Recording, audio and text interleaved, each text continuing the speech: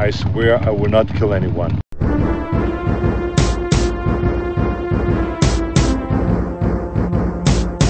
You just can't go around killing people. Why?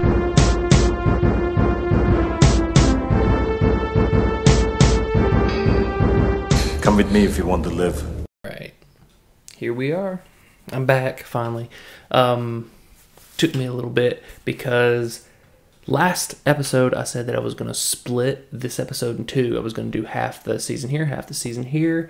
And then I watched half the season, 11 episodes. And I'm like, I can just do all this in one episode. So that's what I'm going to do. I'm going to actually just blow through season 2, all 22 episodes, because there is a lot of just throwaway episodes that equal up to what the X-Files would call the monster of the week, where it doesn't really further the storyline. It just kind of is a story. So here it is. Terminator, the Sarah Connor Chronicles, season 2.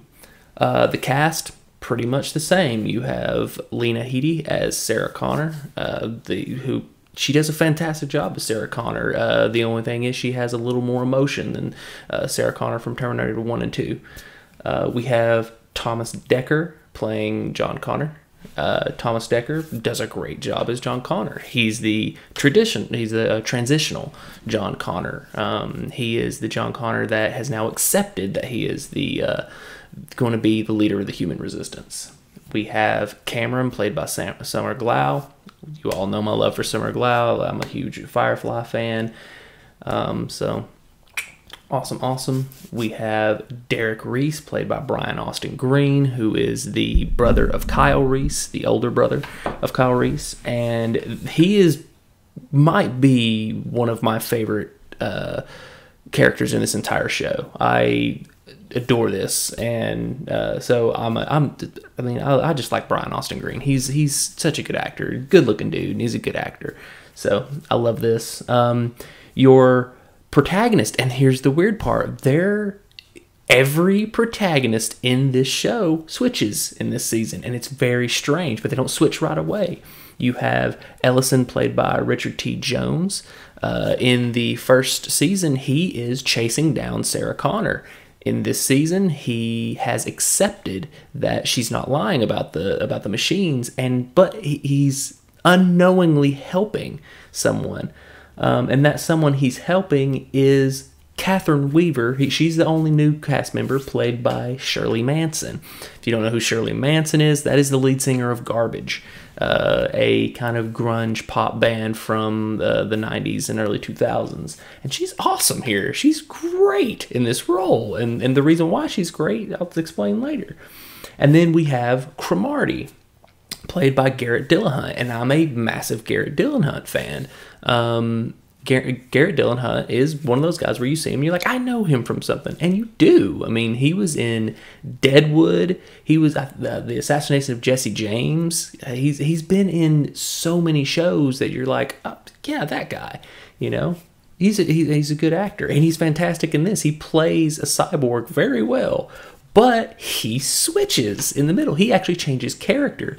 In Deadwood, he played 3 characters. He died as one character, then came back as another, and was an extra in the movie.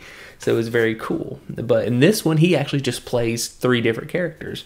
And this one, he switches over to John Henry, which is a very important thing. So I'm just going to go right into it, right down the line here.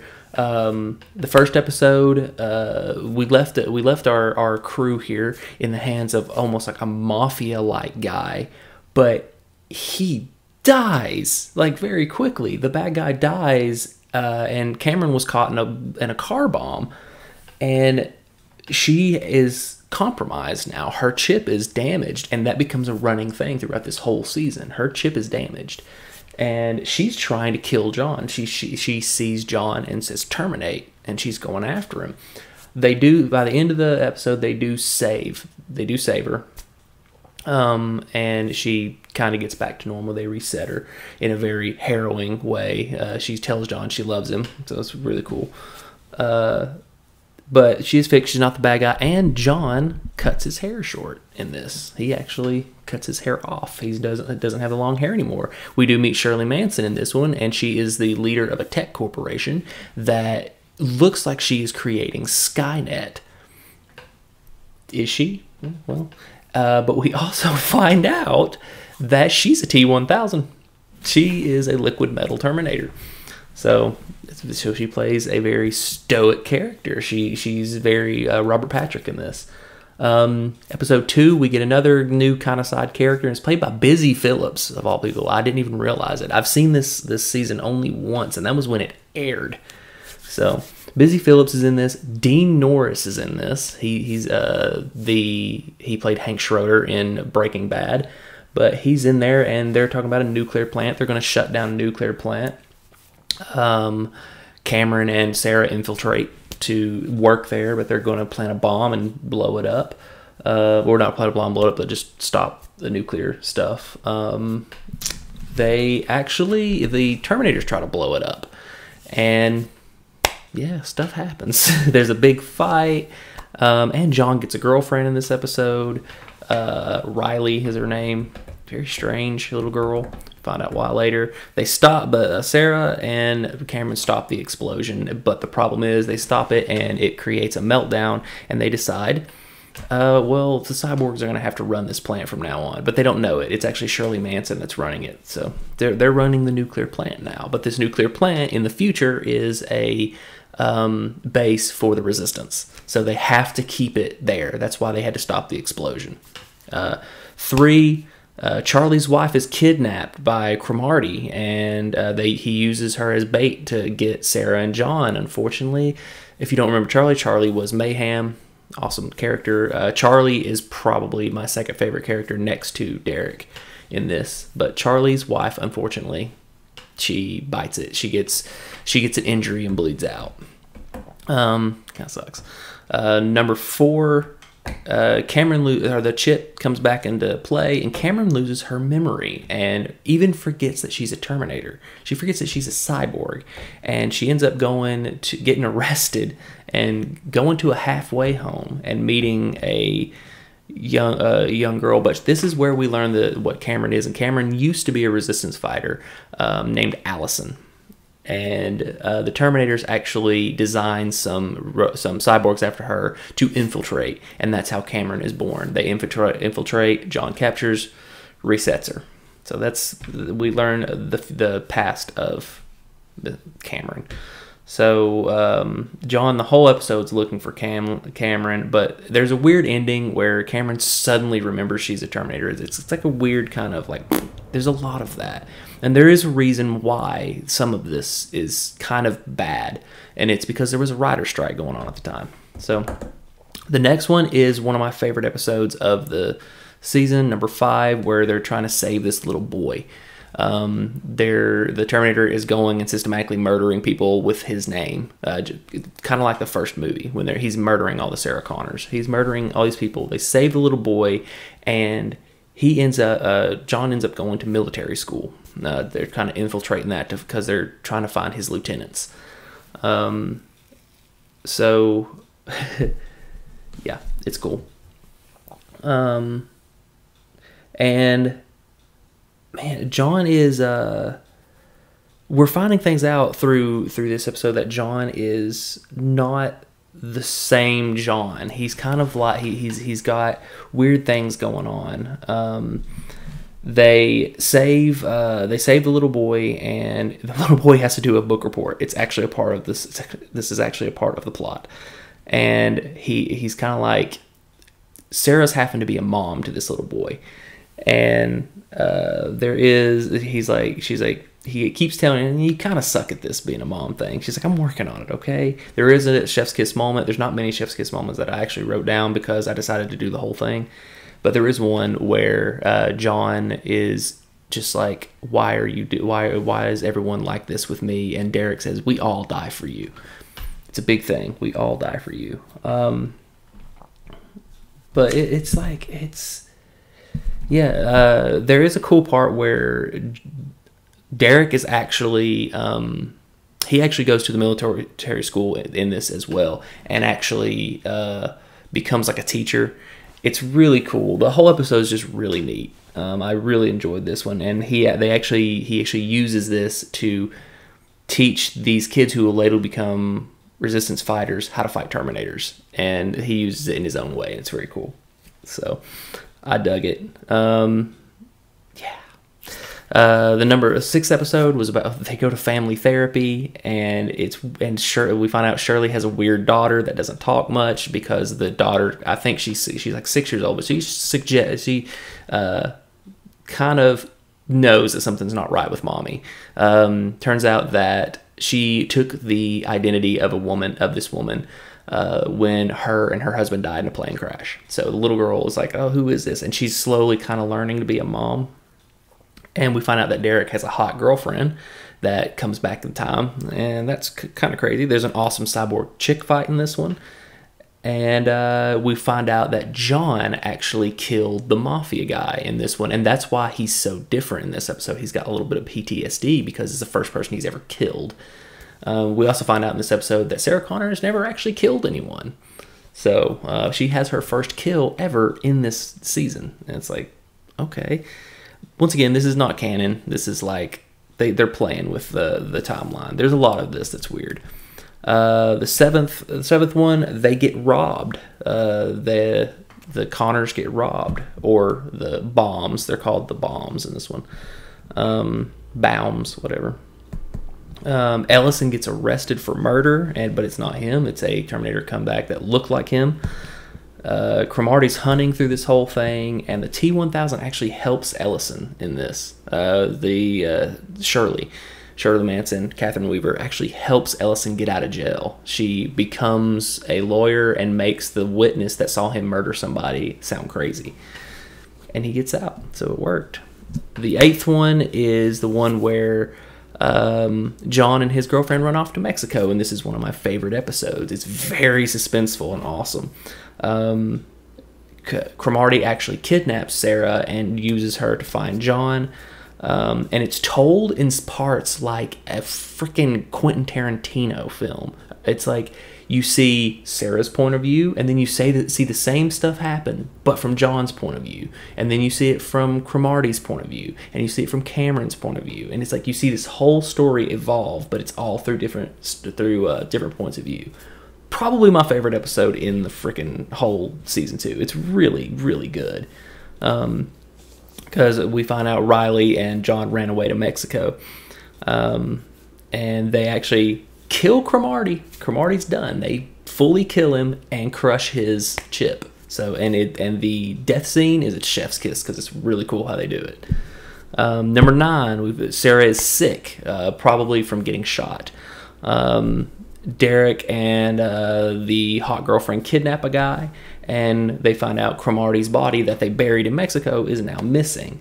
And it turns out Ellison stole the body.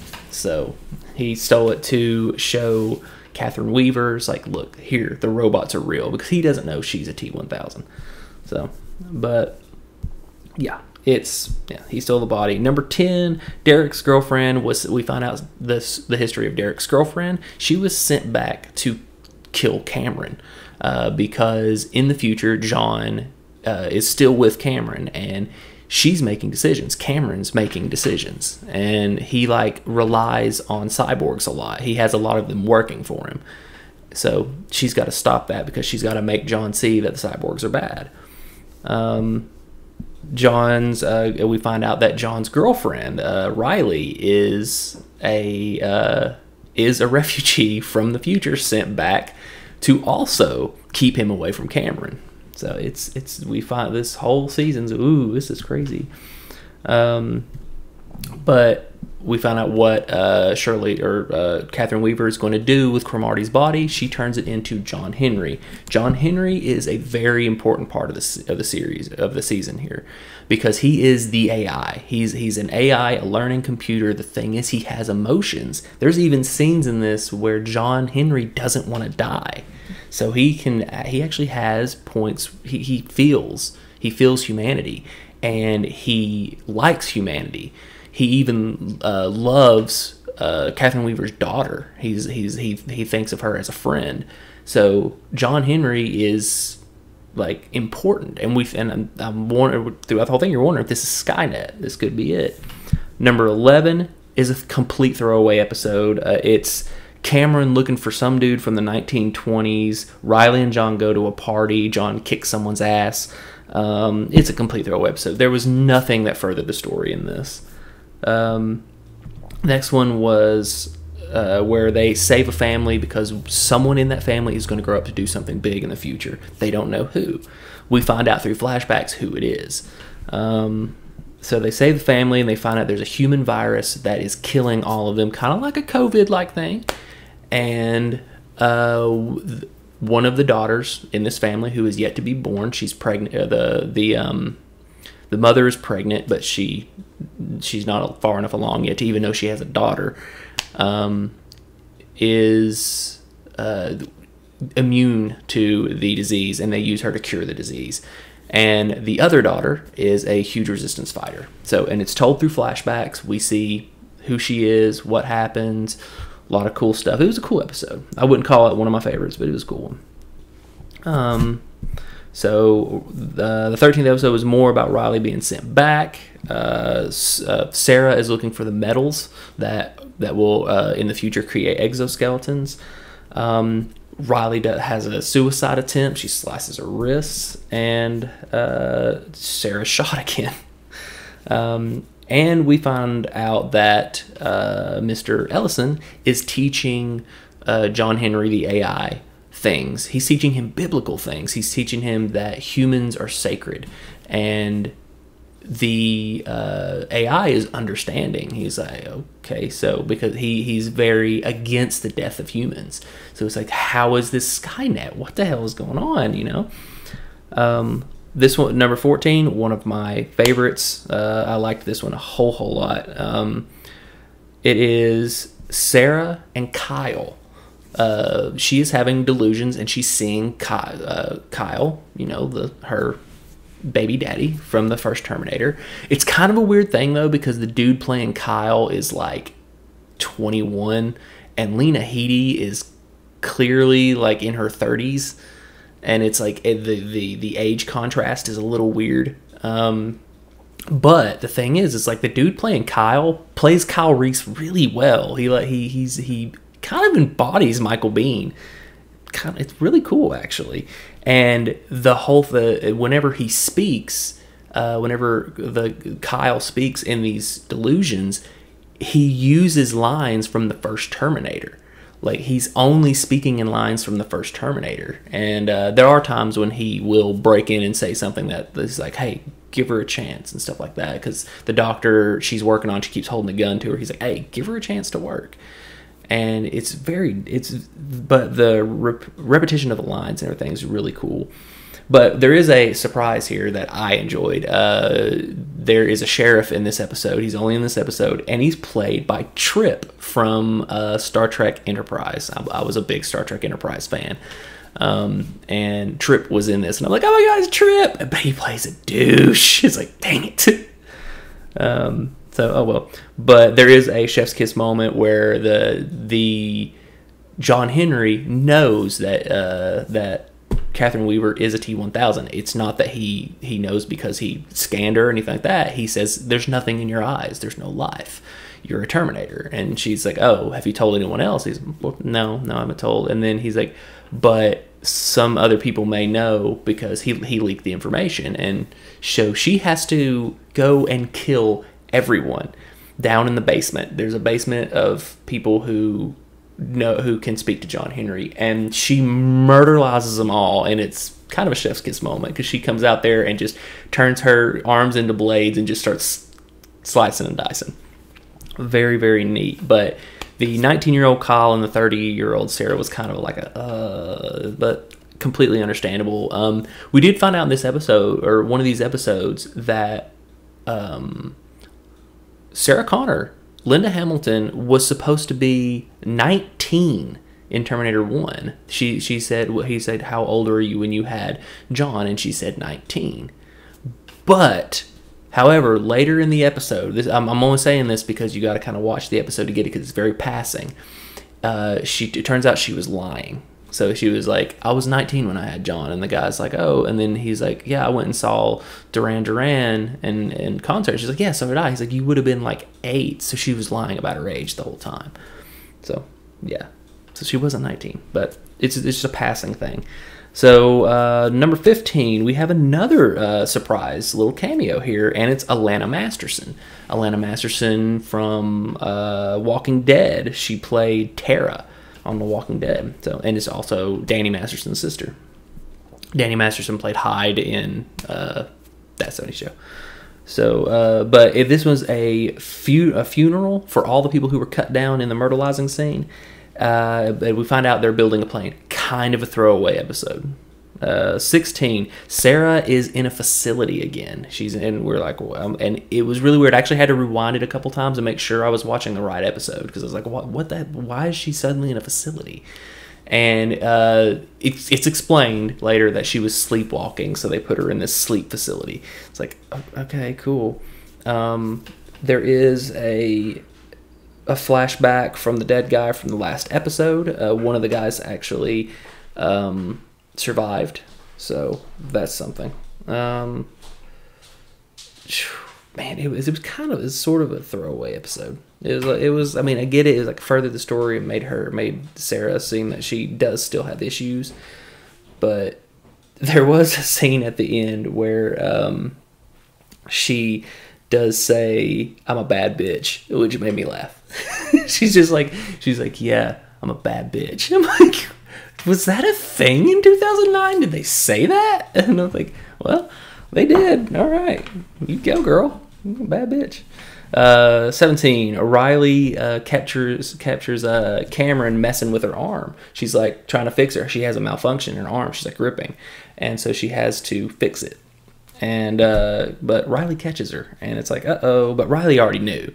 But so Riley is actually murdered by Derek's girlfriend, who actually sent her back to begin with to distract John. But Riley kind of fell in love with John. That stuff happens. And at the end of the episode, it's kind of a throwaway episode. At the end of the episode, except for Riley dying. I mean, that's not throwaway. But the end of the episode, Cameron gives John a little like pocket watch, but in it is a bunch of buttons, and it turns out she put a bomb in her head, and she's like, if I ever step out of line, you need to hit this button and blow me up. He's like, because I am a Terminator, and my prime directive is to kill you. She's like, so if ever something happens, no, I want you to have this way out. Pretty cool moment. The next one was a two-parter, 18 and 19, and we have another awesome little cameo. We have Theo Rossi from Sons of Anarchy, played Juicy, and the big dude from Walking Dead, I forgot his name, forgot to write it down. He's also in it, plays Terminator. The big black guy, I forget his name. He's in like the first few seasons. Oh well.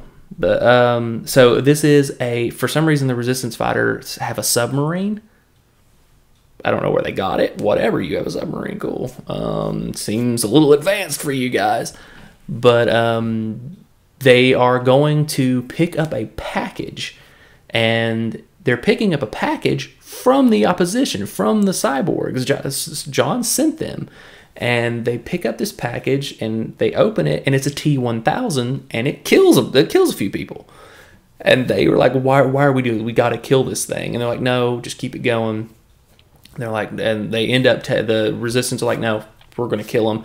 Let's do this. And they blow up the submarine. Before they do, the T-1000 says, tell John the answer is no. And then it blows up. It's like, all right, cool. I'm still kind of confused about this, how they have a submarine thing. But John actually approaches Derek's girlfriend. He's like, I know that you killed Riley, so just let you know that I'm going to let you live. But, you know, he's basically like, I'm John Connor, all right? But Derek ends up killing her anyway, so... All right, and we find out that the answer is no. The question was will you join us? So John was wanting to recruit this T-1000, and it didn't work. Okay episode, wasn't too great. Episode 20, they're moving. John Henry has a malfunction. Turns out he was hacked. They actually don't go any further with that. They are moving in with they go and stop and see Charlie, and it's awesome because you're seeing Charlie again. You're like, yay, Charlie. Derek is actually taken by some people, but he's saved by Cameron, of course. Men are coming to kill John, and Charlie dies, which sucks because he's an awesome character. And then the next two are the last two episodes, and they are two of my favorites. They really, it's almost like episode 21 is exactly when Terminator Sarah Connor Chronicles finds its stride. It finds out what it's going to be, and it's moving at a great pace, and this is awesome. But 21, they are going after Katherine. Now they're going to, they find out who Katherine is, like, we got to stop Katherine. And the AI John Henry is scared to die, and he is going to save Catherine's daughter. There's some men that come in that are going to kill her, and he actually helps her out. But she ends up getting kidnapped by the Connors. But there is one thing that kind of really sucked in this episode, and that is Derek dies.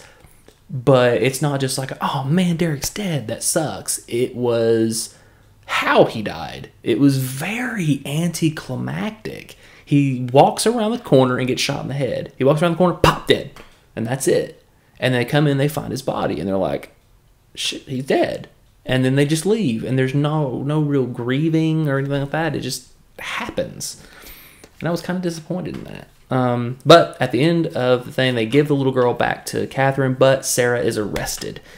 And then we go into 22, Sarah in prison. She tells John to run. Of course he's not going to do that, and Cameron breaks her out of jail. And then the ending happens, and here's the craziness. We find out that Katherine Weaver may not be a bad guy. She actually saves the Connors, and then explains that this John Henry AI is not Skynet. It's a AI to defeat Skynet. Okay. And she's like, but now we have to do the most important part of the mission. And she has a time machine hidden in there, and her and John go forward in time, and no one knows who John is. They're like, who is John Connor? Right? It's like, oh my God, the leader of the human resistance isn't the leader anymore. It looks like Derek is the leader. Derek and Kyle are the leader now. And Sarah stays back with Ellison.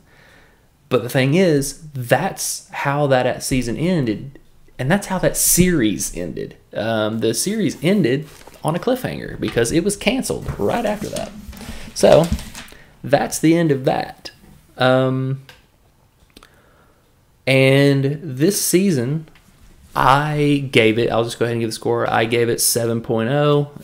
It's kind of, I actually like the first season better.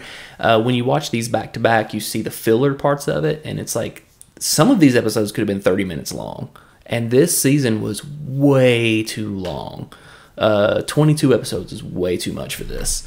I used to watch it at work. Like, I used to work at a call center, and from like 8 to 10 was dead times, and it came on Fox at that time, and I would watch it. And I remember enjoying it a lot better when it was split up by weeks. But all in all, the series could have done something really special. It did get canceled before its time, especially since it found its stride there at the end. And the idea of them going forward in time, because a lot of the season is about how they're changing the future by doing all this, by having camera around, by killing certain people, by certain things happening. They're changing everything. And there's even a point when Derek meets his girlfriend, and she's like, the guy they kidnap in that episode, they kidnap him, and she's like, you don't remember this guy, he tortured you for so long. And Derek's like, I don't remember this guy. And it's because they changed the future, and the future that Derek's from is not the same one as his girlfriend. So It's kind of cool. There's a cool idea that they had. And then the idea of John going forward in time to the Resistance when he is not the leader, where he is not the most important person in the world. It's kind of a cool concept. So it could have been something. I don't know what direction they were going to go. Who knows? Because Cameron was... she was gone at the end of the very last episode. She took out her memory chip, so she was gone. She was pretty much dead, and he meets her again in this John Connorless future, but she's back to being Allison. And he was kind of like, there is a weird moment in, I think it's the first or the 21st or the 22nd episode where they think that Sarah Connor's cancer is from Cameron, that she's leaking radiation or something like that. So they open her up, and John reaches in to her chest and tries to feel for the radiation. And it's an odd scene because he's like on top of her, and it's almost like a sensual love scene. And it's a very strange thing. I'm hoping that's not the direction they were going to go with John getting with Cameron or John getting with Allison, but it could have been. But that's it. That's the end of the television series. So I'm going back to the movies. The next one, Terminator Salvation. Not the most well-liked Terminator movie in the world. I'll be watching the unrated version. It's a little better. I would not say it's a masterpiece at all. But once again, it's better than Genesis because I hate Genesis, but I'm going to be watching it anyway. Maybe I'll watch it and I'll be like, wait, Genesis wasn't so bad. But Salvation is next, y'all. And I kept 22 episodes under 30 minutes, and because I didn't give away like any of the side stuff. So if you watch this show, I didn't do any of the side stories. I actually kept a lot of it out. I kept the Derek and his girlfriend stuff out. Like, they have a whole arc. All I did was the main points, just to keep those right there. But thank you for watching this. I know it was kind of a slog and I wasn't funny particularly, but I just wanted to get through that and explain some things. It's not that bad of a show, really. I actually enjoy it. But so thank you. But join me again. The next one, I don't know when it'll be. It might be Sunday, Monday. I don't know. Whenever I can get to it. Join me again for Terminator Salvation. It's almost done, man. I've only got 3 movies and I'm done. What's next? All right. Thank you for watching.